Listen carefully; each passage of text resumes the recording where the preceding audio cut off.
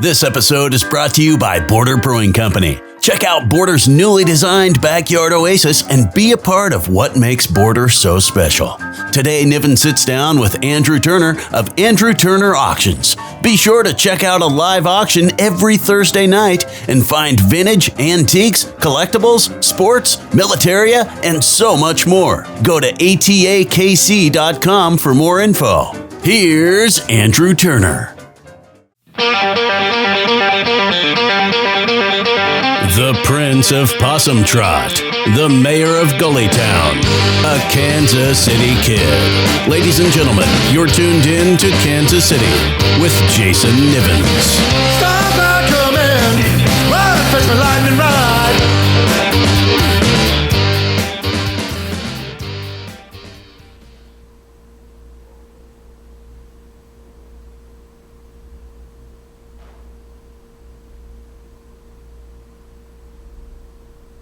Guys, action. You never know what you'll find here at the auction house. I wasn't expecting to come across Dad's old box there. So thank you for joining me on this hot summer day down in the East Bottoms. I've been bugging you about doing this for a while, and it was nice to get you locked down at a show when you've been drinking, because then it's like, you said it. You said it. You said you're doing the podcast with me. No, I'm ready. I've been ready. I didn't know that was Natalie's going away show. Yeah. She didn't freaking tell me she was moving. I thought she was just going to play shows. Right. 'Cause she worked down here for a long time. Yeah. And I was talking to Megan, and she's like, she's moving. Yeah. And I to was like, Washington. what? And she said that she goes, she didn't want to tell you. It's like, what? Why? What? Anyway. That's funny. So, so that was a great show at Woodyard. A lot of fun, packed house, just kind of like this here, nice and toasty. But she's so quirky, but also so incredibly talented. So, I'm excited to see what this new album does for her. Yeah, she's pretty awesome. Yeah, so, but this auction house you've got here is pretty awesome too. How long have you been enduring this? We're about 15 years now. 15 years. Not down here the whole time, but probably 13 down here. So we've gone through. Where'd you start? Many seasons. I first started, my first auction was New Year's Day, 2011. Yeah. That's 15 years ago. Yeah. Okay, then that would be right. I rented the Masonic Lodge on Holmes at 90th or whatever. Yeah. And we just I drug a bunch of stuff down there, and kind of before the whole Facebook marketplace sort of took over with everybody sells their wares. I mean, Craigslist was a thing. So is that where you got started then? Buying and selling stuff on Craigslist? How did you get into the auction game? Oh, God. When I was in high school, if you told me I'd be doing this, having an auction, however many years later, I wouldn't believe you. I just, I worked for a company called Mannion's International Auction House. It was in Kansas City, Kansas. Okay. And we mainly dealt in military stuff from all different countries, all different time periods, helmets, field gear, insignia, all that. And it was all online. It actually predated eBay. Oh, wow. Yeah. Okay. And it was actually my second time back there because I left because I didn't like the guy that owned the place. Got it. And then a new owner came along, and so I left my kind of more corporate, it was kind of like pharmaceutical, sales job. I did the trade shows and stuff. And I went back there, and then they started kind of not being able to keep up with the former owner's debt and all that. And I had gone to auctioneer school, and it's nothing. It was a weekend at a Howard Johnson's, Well, I'm interested by that. Is it still going on, auctioneer school? I think so. So how does that work then? When you say it's I know it's sounds almost like a network marketing meeting. Where it's kind of. Come on in here. Here's $200. Here's a box of shampoo. Here's how you sell it. Yeah. It was like everybody paid. I think it was $1,000. And there were probably at least 100 people there, so I could do the math on that. And they teach you a little bit about the inside of the business, but the main thing was learning the auction chant. Yeah, that's what I focused on. So do you also do like events? And I asked this, like I emceed a fundraiser for an entity down in the Bottoms, and they had the Nigro brothers, and it's like 4 or 5 of them, maybe 6 of them. They're all pointing out and hollering at that. Is that familiar? Do you do stuff like that, or is it more like you have product that you have a table and that's what's gonna? I've done charity auctions before. It's usually just me. And I'm like, hey, you can get a couple of the other parents or whatever organization it is, to catch bids. It's not like rocket science. Yeah, right. So I've done some of those, and I'll do them again too. People will call, and I just really don't like to.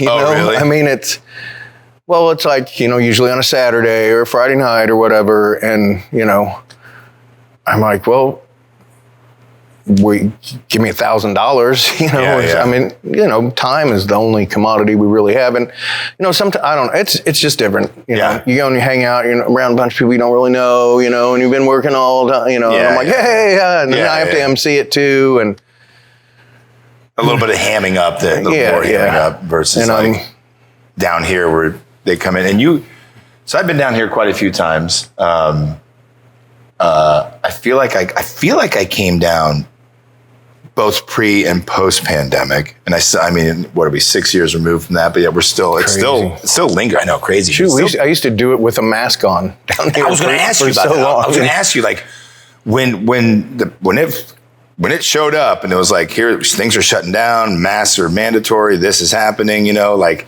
I remember my wife and I going out for our anniversary or something, and like we had to get done at one place by a certain time to get to another place by a certain time to be back to the hotel by a certain time, and like. But you were still running the auction down here. Well, we had to shut it down for a while. But then when they were, see the yellow lines? Yeah. As it was all the 6 feet apart and stuff. Oh, right. Yeah. Right. I think the other day I still saw like, this place is just a freaking zoo, but it had like a social distancing, something I printed out in Word and hung, and it was still like hanging up somewhere. Yeah. But I mean, I still see people wear masks, and I guess I understand it because, humans are kind of a plague on the planet, right? Right. But what to me is crazy about the mask is when you see a dude or a gal walking down the street wearing a mask, it's like, there's nobody around you and you're outside. Like, I don't know if you're just like, maybe the pollution you're concerned about. Yeah, I think, and people in China, don't they do that a lot? Right, but the most of those, that's a hyper concentrated urban area. Whereas Kansas City, as you know, is pretty sprawled out, I don't really, I figure it's none of my business. Do whatever you, I mean, and then, at the store, if somebody's sick, I'm like, hey, man, thanks for doing that. I'm just saying, like, it's just crazy to see, like, again, just like a dude walking down Southwest Traffic Way, and like, there you are. Yeah. Right? Yeah. Maybe you're heading to that Sunfresh over there. Yeah. I don't know. I don't know either. Maybe we'll all be wearing them again because of all the flock cameras and. That makes sense to me, right? Like, we don't know. You need to go down that rabbit hole. Put your hood up, the Green Street hooligans, where you're covering yourself up, sort of stuff. So with this auction house, right? Like every Thursday, 6 p.m. Right? Doors open at 5, starts at 6. Every Wednesday we do live. That's like an open house preview, 11 to 1. You can come down, take a look at things. Tuesday, we post like over 1,000 preview photos. So you can go and look at everything. I do a stupid preview video where I walk around and show you everything and like basically think out loud. Yeah. So Tuesday, you can check that out. So the auction's Thursday, and then, like I said, doors at 5, starts at 6, over 10:30-ish. Yeah. Sometimes later, sometimes a little earlier. Yeah. So then Friday, we come in, people start dropping stuff out. You saw all the stuff we have stored in the back. We start bringing that stuff out. I mean, we start doing it on we start set up on Friday, try not to work on the weekends. Then, finish setting up Monday, start taking pictures Tuesday, Wednesday, today, preview, Thursday's the auction. It's like Groundhog Day, man. Every week. Yeah, the rest of my life. Unless somebody wants to buy it. I agree. That's two things you said to me when I've texted you before. One was like, you in the mood to buy an auction house? And I was like, how much is it? And then one time I was like, hey man, you got the auction happening on this Thursday? And you're like, I'm doing it for the rest of my life. And I just sent you that gift from I think Sandlot. Is it Sandlot? Forever. Yeah. That's hilarious. Yeah, I forgot. Yeah. But yeah, when we went back over there earlier to try and find the perfect table for us to have on display, I literally thought that was a wall. And then all of a sudden this curtain opens up and then there's just, holy shit, look at all this stuff back there. So much stuff. Where do you find your stuff? Well, and what is it? Two questions. Okay. Where do you find your stuff? And what is it about us as humans that love old stuff? Well, we pick some stuff up, if it makes sense, sometimes people are like, hey, I got this old pool table. Would you guys come pick it up? Right. Yeah. When what world does that make any sense? The two most free things on Facebook Marketplace are pool tables and pianos. Pianos, exactly. Yeah, exactly. But we do, if it's worth it, I generally get, even if people are bringing stuff down, I'm like, hey man, can you email a few photos, give me an idea of what you're doing, and there's information on the website, and I kind of go into my spiel about, we're not really interested in coffee cups and toaster ovens and all that, although you will find coffee cups and toaster ovens here, because sometimes it just comes with the bigger deal. But a lot of stuff anymore, people just bring it to us. We accept consignment on Mondays and Fridays. That's where we start talking about it.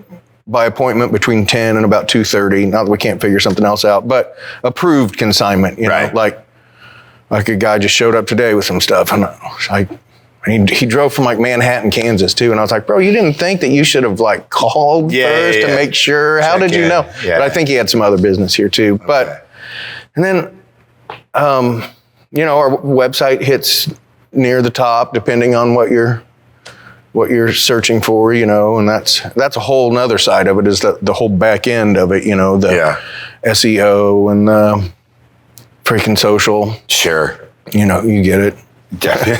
It's like, if I knew I had to do that whenever I first started, I don't know if I would have, but I don't remember if it was last week's episode or if it was like somebody else. I was just like, the day that I don't have to worry about the algorithm in my life. Oh shit. I'm so happy, man.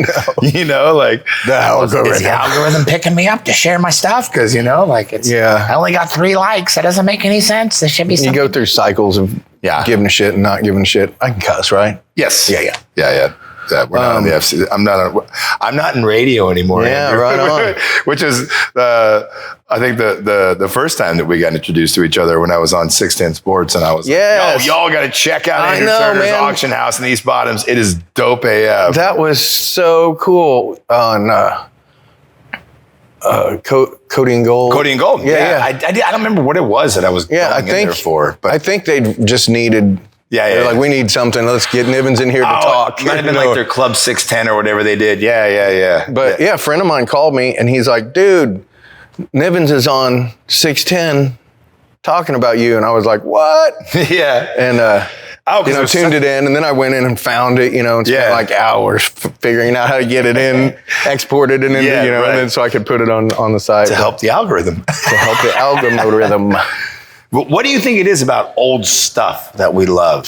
I think are all of us humans just history buffs, and some of us are more so or more honest about it than others? Well, not everybody cares about it. It's just a cross section. I guess it's the history, and people always say, "Oh, I bet your house is just full of this stuff." I'm like, no, it is not. I mean, there's some stuff, but it's a slippery slope. Yeah. Do you do that? Do you kind of like go through some things and be like, oh, I do kind of like this thing? I'll bid on stuff during the auction, but I try not, it's a kind of a gray area or fine line or whatever you want to say. Like, I don't want to make somebody mad, who's wanting it. But also if I really want something, I'm like, hey man, sorry, this is cool. You could have paid more, but I rarely do that. And then I'll like enjoy something for a while and then Put it in the auction. Get it, bring it back. But not everybody enjoys it, but like for me, a lot of times it's just, I kind of have phrased it up as considering my proximity to history, especially if it's like a cool, like World War I, World War II photo album. Because military stuff, you talked about the previous incarnate you were with, that was very popular. I think military stuff is like always in vogue, right? Like I don't certain cars could have watermarks and they kind of crash and this and that. Baseball cards did their thing where they were big and they crashed and now they're kind of back again. Yeah, but I feel like military stuff is always. Yeah, those military collectors are rare breed, man. Do you know or do you remember like the oldest military thing you've ever auctioned off or come across? Oldest? Anything that like predates World War I? Like, do you have any? Any like Civil War stuff? Yeah. We've had Civil War stuff. We have a rifle up there. Right now, you do? Right now, that's Civil War era.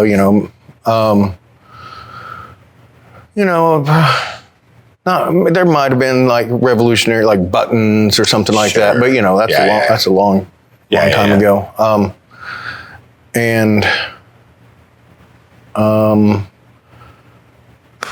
Is there any historical stuff you won't touch? You're just like, I don't want to. Yeah, anything that's like,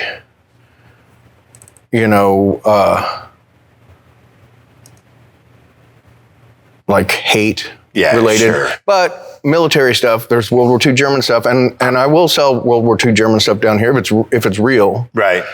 And it's. Yeah, how do you cross-check that? How do you. Oh, like Vaughn that works here. We worked at Mannion's together. That guy knows more about military stuff. Okay. But it was. It's like one of those things I almost like hate even talking about it.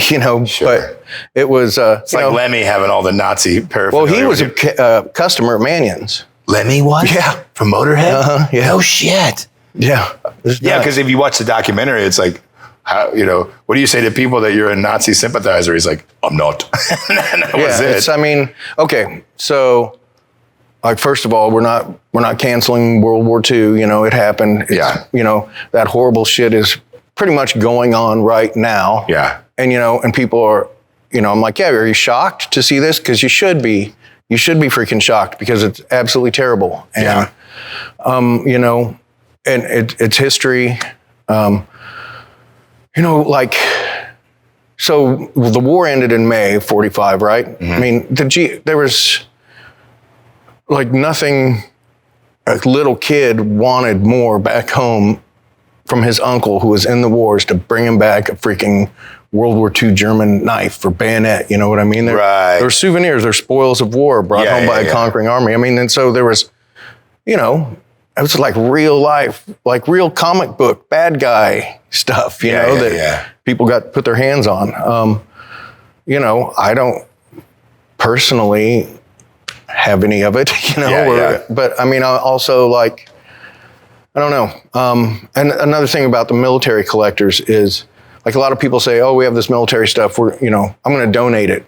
Freaking don't donate it. You need to you should keep it in the military collecting community. That stuff, the stuff we're merely caretakers of stuff for what's actually a very short period of time. It long outlives us, Yeah. And a lot of times, museums are great. Love going to museums, but a lot of times it goes in a drawer.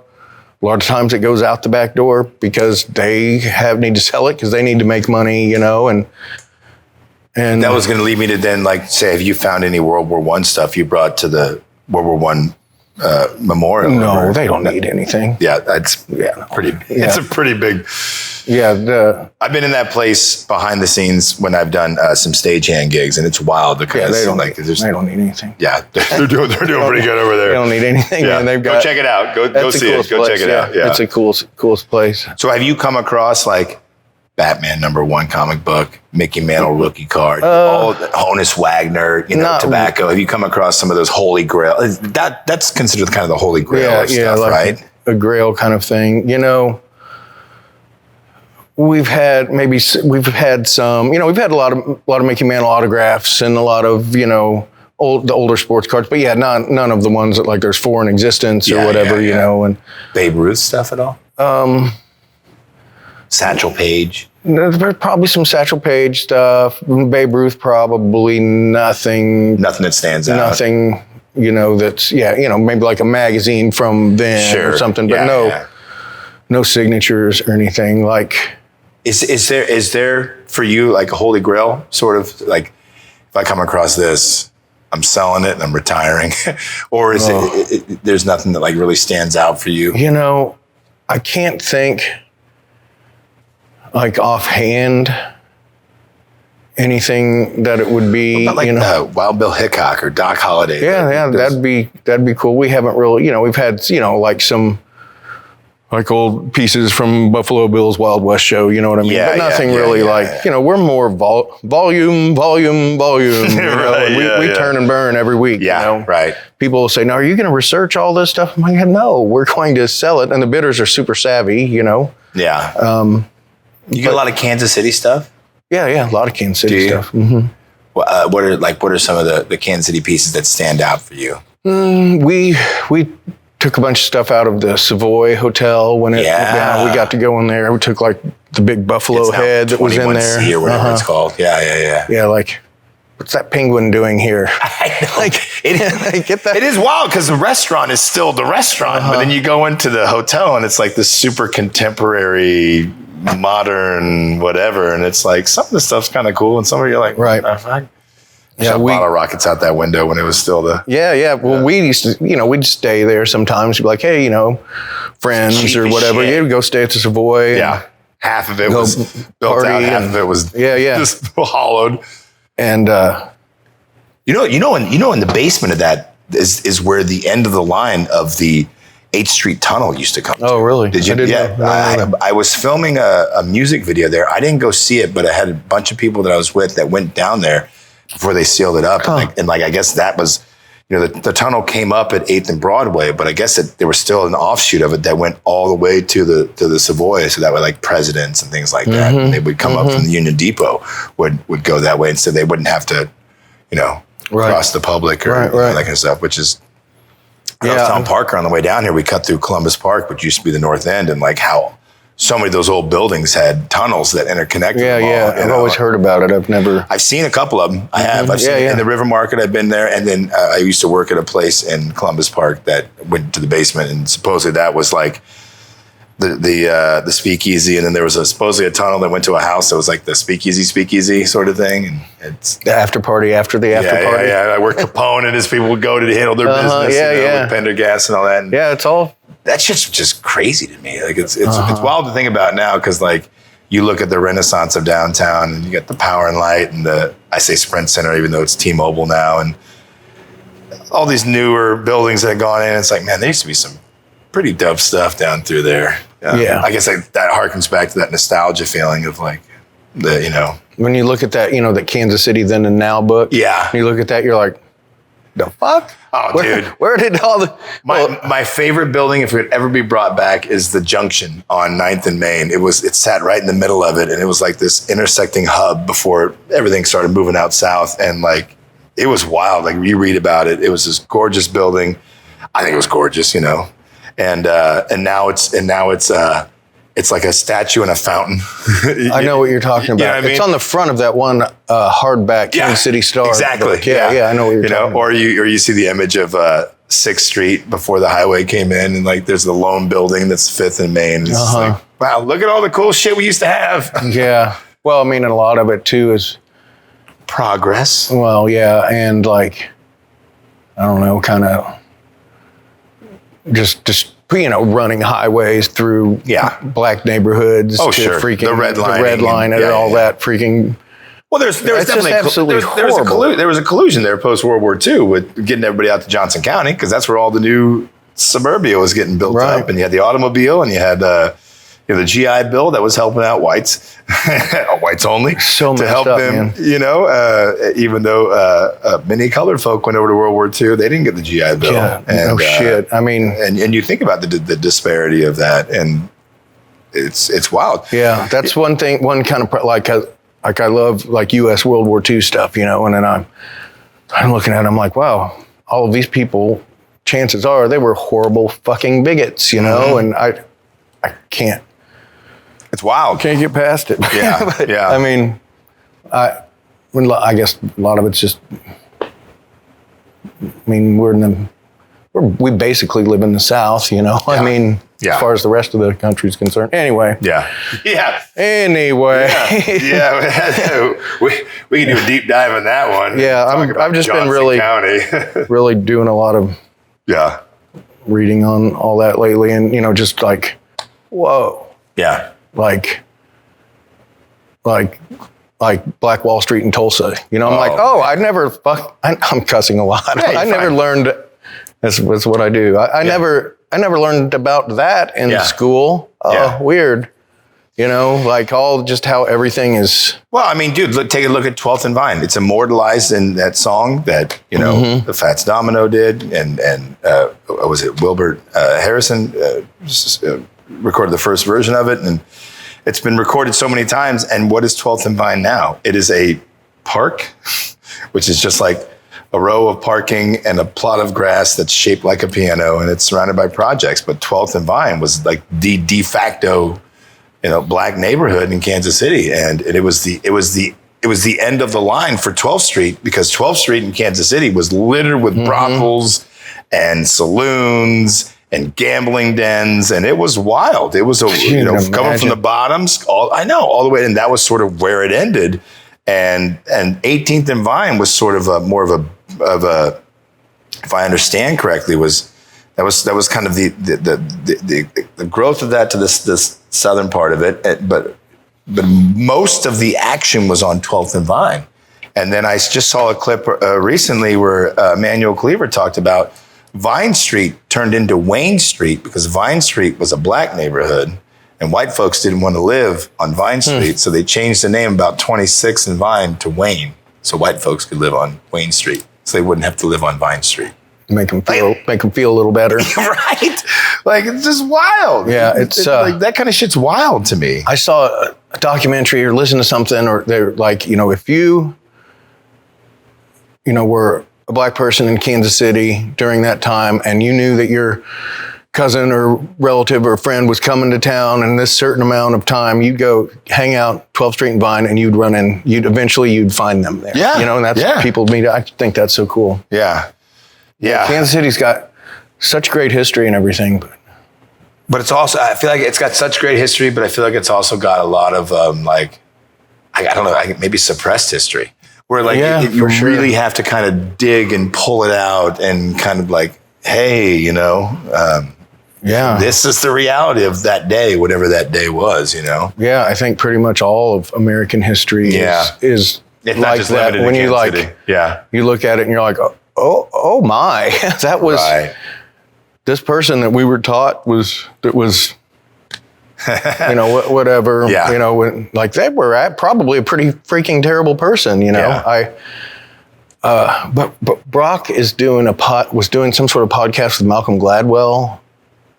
I can't remember what it's called. I listened to a few episodes of it, but I think he said something like that. He's like, you know, Thomas Jefferson was a slave owner, but he also had some of the most eloquent words about democracy ever, you know, and I mean, you've heard the story about George Washington putting the entire federal government out to find one of his runaway slaves, right? Yeah. Like, that's like a legit thing. Yeah, like, that use little the whole girl, weight of the federal government. I did. To find one of his slaves. Yeah, why I didn't learn about that that's wild, in man. school, you know? Yeah.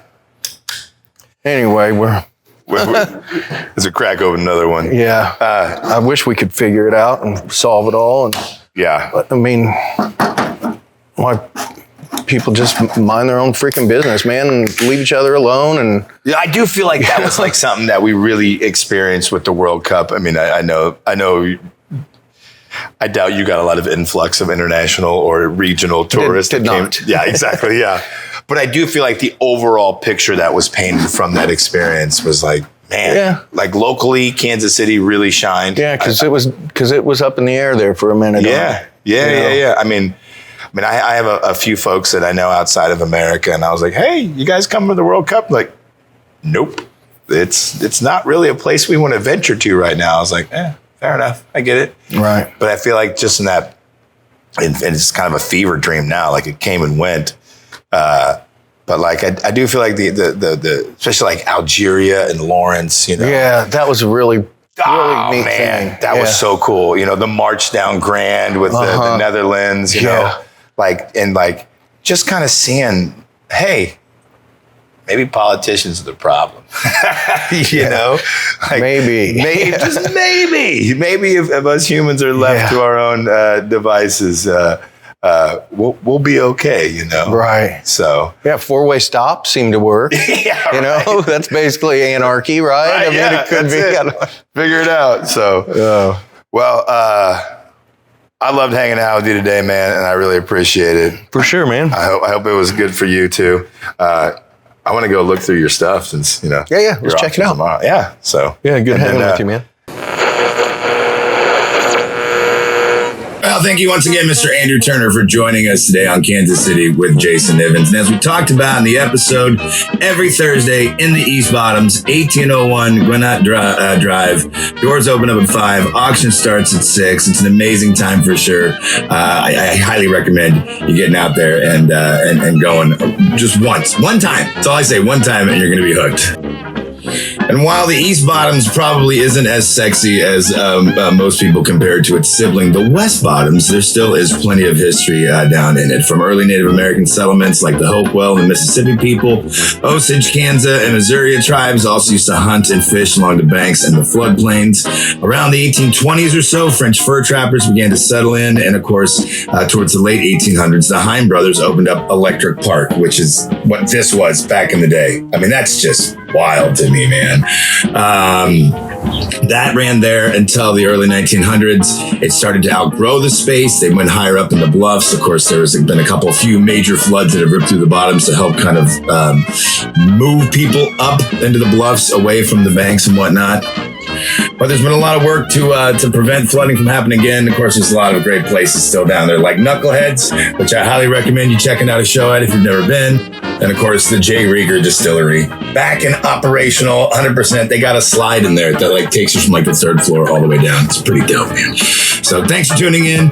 Make sure you like, share, subscribe, all that kind of jazz. And many thanks to producer Parker for gluing this all together. And again, who should we talk with next? KCJNmedia@gmail.com. KCJNmedia@gmail.com. Peace. Thanks for listening to Kansas City with Jason Nivens. We appreciate you, and make sure to like, share, and subscribe. Hey, we'll catch you next time.